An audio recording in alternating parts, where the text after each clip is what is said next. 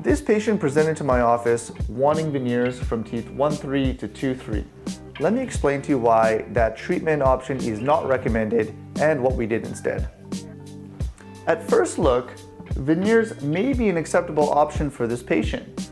We see that there's incisal wear on the edges of 1-3 to 2-3, and as we take a closer look, we can see that the overbite is in that acceptable range, and the overjet, while a little bit tight, could be corrected with restorations.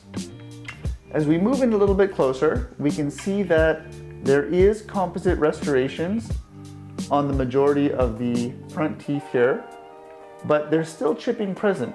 The key component in this case is the wear on the lingual aspect of the teeth. And so when I look at this case, my preference is to cover these areas. You can see that the restorations wrap onto the lingual in some areas. And if we were to just veneer these teeth and cover the facial aspects, we're leaving these lingual areas exposed, which could then suffer from further wear over time. So in this particular case, I decided to use zirconia to cover these lingual aspects in order to prevent them from further wear.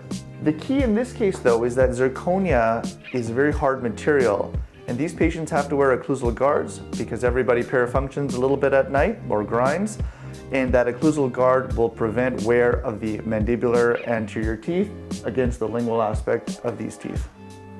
This is our final result here. We decided to go a shade lighter as per our patient's request. In the future, it could even be possible to complete crowns or veneers on the posterior teeth for a more enhanced aesthetic result. When completing comprehensive treatment plans, it's important to look at the patient as a whole, otherwise you might miss an important piece that could compromise the long-term prognosis of the teeth. I'm Dr. Arif Sumar. Reach out if you have any questions.